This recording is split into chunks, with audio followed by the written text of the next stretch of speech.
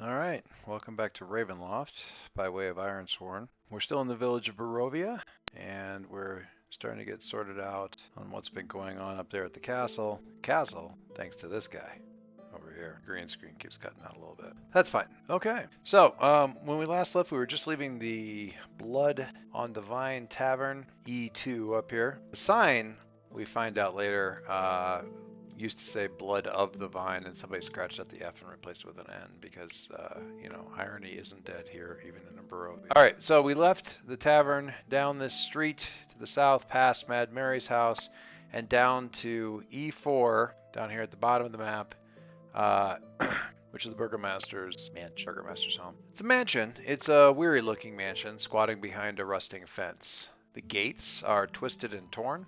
The right gate just lies cast aside while the left ones swing back and forth randomly. The stuttering squeal and clang of the gates repeats over and over and over. Weeds choke the front yard, the grounds, and press in on the house itself, but against the walls, the growth has been trodden under to form a path, beaten down weeds and grass all around the walls of the place. Heavy claw marks have stripped the finish of the boards. Great black blotches tell of fires that have assailed the walls. Not a pane or shard of glass stands in any of the windows. All the windows are barred with heavy planking, and each plank is marked with stains and gouges. So we get up to the front door and knock. Irina comes up, and it's obvious that Irina is only going to let me in because Ismark is with me and vouches for me, and even then only because I apparently came at their father's request, but she does eventually let me. The interior of the house is well furnished, although the fixtures show signs of considerable wear. Obvious oddities are the boarded up windows and the remarkable overuse of holy symbols in every room. The Burgomaster's body is in one of the front sitting rooms on display as if for a wake, but it's a wake that never happened. His body has not been preserved in any way, and he's been dead for 10 days. So despite the candles burning in his honor, the smell in the house is quite horrible. Irina and Ismark barely seem to notice it, so I don't comment. A little bit of time passes. We're kind of talking. It's already the third time that I've assured Irina I'm here to help, but her reluctance or outright disbelief is starting to get to me. And since I'm sort of narrating this, both the player and the GM here, I'm having Ismark sort of speak on my behalf since I do have a bond with him. Sister, this Far Warden tapped iron and swore to free Barovia, Ismark exclaims. Let her help us. I'm trying to secure an advantage with this and build up some momentum. So this is an interesting thing. I want to talk about secure an advantage a little bit. So checking this out, when you assess a situation, make preparations, or attempt to gain leverage, envision your action and roll. If you act with speed or agility or precision, roll edge. With charm, loyalty, or courage, roll heart.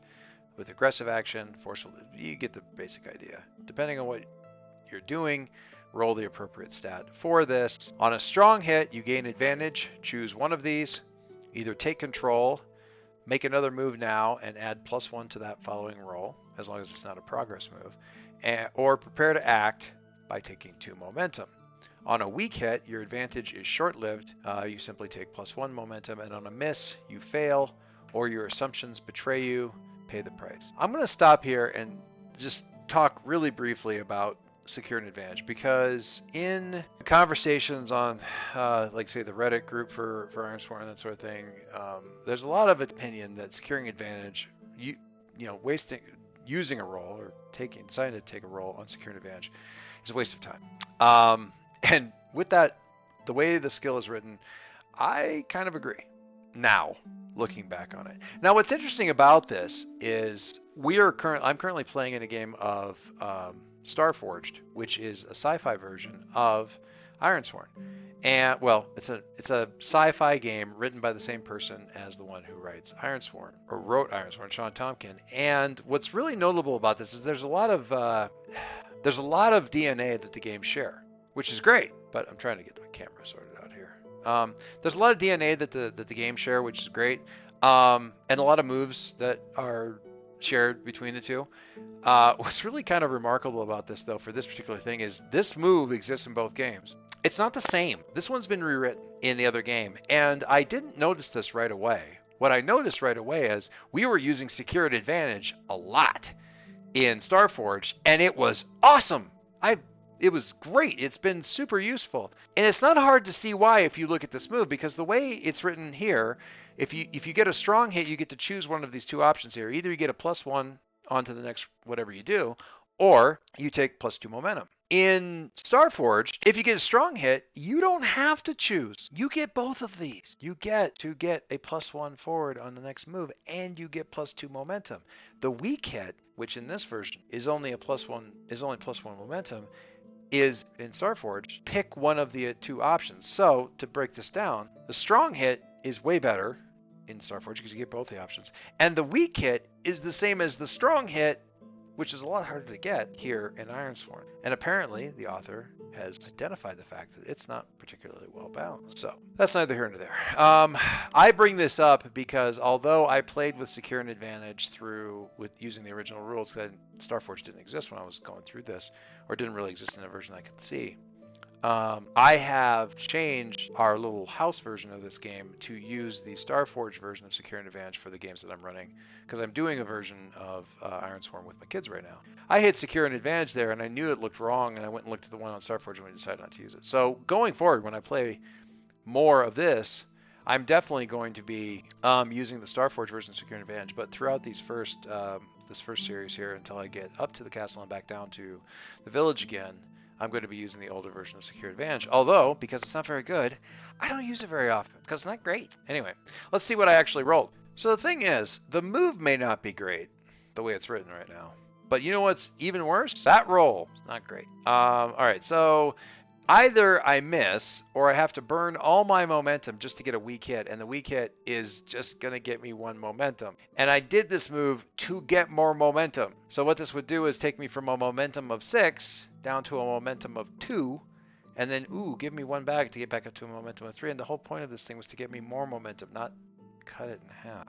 Otherwise, if I don't go with that, I either fail or my assumptions betray me, and in either case I pay a price. So my assumptions are there are vampires. Strahd is in some way obsessed with Irina and may be hundreds of years old, so vampire. Lots of women I've encountered so far have been victimized in some way or another by either vampires or the Baron, maybe both. Members of the Far Wardens have come here or been lured here before, and none have come back. The villagers are on my side now. This one is new and fair since I just swore an epic vow and forged a bond with them. But still, that's an assumption that I have. So either I fail to secure an advantage getting Irina on my side, like Ismark is, or my assumptions betray me. In either case, I pay the price. Or I kill my momentum to get a weak hit, but it's still a hit. Pay the price, if I go that route, would be I rolled a 40 on pay the price, which is the current situation worsened. Okay, for that I would go to the Oracle of the module and check the random encounter table for Barovia daytime in order to complicate things, and a 1d8 gets me a 3, which is 1 angry villager. So if I go with this, then in the midst of us trying to talk about this, we get this villager who interrupts. Fine. Let's see where this goes. There's an angry hammering on the front door of the house. Ismark and Irina tense. I keep my hands free from my weapons, but the hand holding my shield tightens where no one can see it, and I move toward the door. Now let's find out who it is. There's an oracle that you can use out of Ironsworn that gives you information about NPCs. Gives you names, all kinds of stuff. It's a nice NPC generator kind of deal for this oracle. So we're going to take a look at that. Okay. In league with the enemy. The character role is a fisher. Character goal is to collect a debt. Their descriptor is religious, and their name is Chenda. Okay, that's a lot to unpack. Here's what I ended up writing down. Come out of there, Ismark! Shouts a deep, but somehow reedy voice. Bring that foreign bitch with... I open the door fast enough that he cuts off what he's saying. His eyes widen. He takes a step back, but then his expression pinches down and the grip on a nasty little fisherman's knife tight. Chenda? Ismark says, stepping up on my right. What the four hells are you doing? I heard about that blasphemy and treason at the tavern. You and your little... He shoots me a long, sidelong glance and chooses better words. Foreigner! Too far in your cup saying things you should not have, and her making promises she can't keep. And she'll be hanged if she tries. Hang? Treason? Ismark snorts. Wishing the monster Strahd dead isn't treason, Chenda. And blasphemy? Are you entirely out of your mind? The Baron is the land. The land is the people. The people are the blood. says Chenda, and it has the rhythm of a prayer to it, something that he's memorized, something that he believes without really thinking about it. I step forward through the door, and the man takes another step back. Your Baron is sucking the blood out of this land, fisherman. Literally, I think.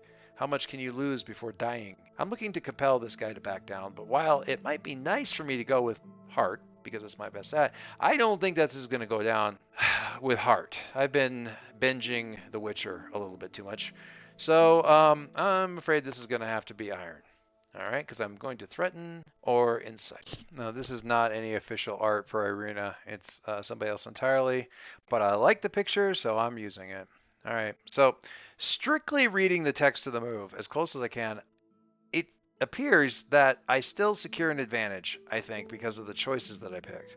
On a miss, you fail or your assumptions betray you. I did the assumptions betray you, and I pay the price. It doesn't say I fail in this case. My assumptions betrayed me, I paid the price. My betrayed assumption is the villagers are all on my side, and the pay the price is the current situation worsens, which is Chenda reporting back on everything he learned about me. Sweet. However, I don't get the momentum I would get from either a strong hit or a weak hit. I just secure advantage in the narrative, which is a very Ironsworn thing. Two things going on with any of these Ironsworn moves. One of them is what numbers are happening, and the other one is what's changing in the narrative, because what changes in the narrative makes things possible that wouldn't otherwise be possible. Okay, so I secured an advantage, but with no mechanical benefit, just narrative benefit. What's the narrative benefit? That result is why I had Irina come to my aid at the end of the exchange with Chenda. She's on my side now.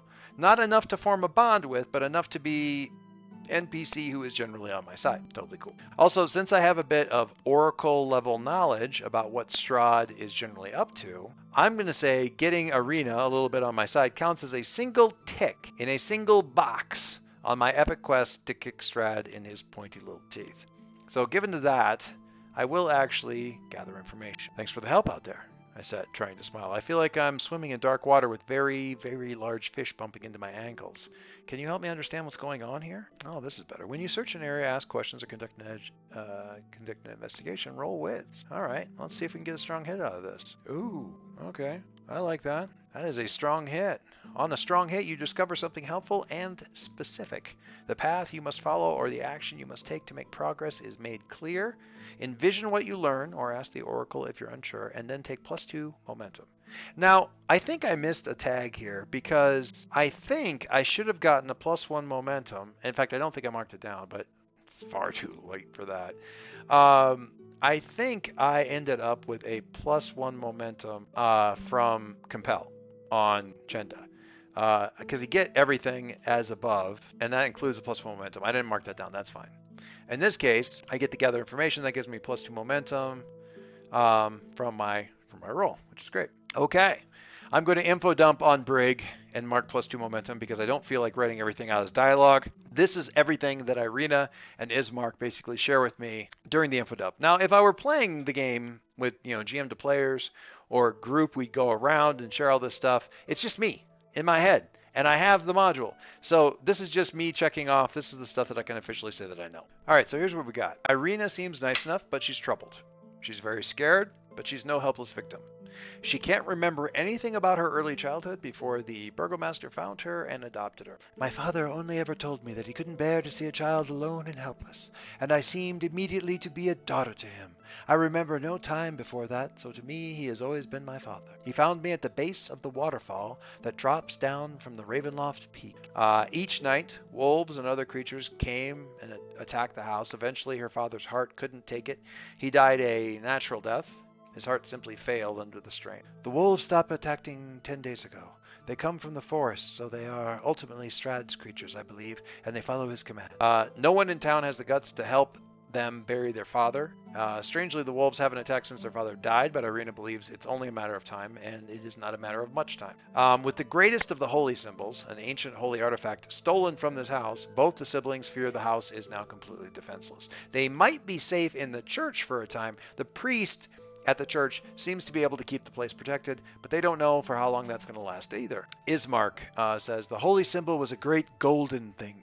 Holds out his hands like the size of a small dinner plate. Sort of a sun symbol. Irina adds that it was stolen during one of the attacks, so very likely it's somewhere in Strahd's cursed castle.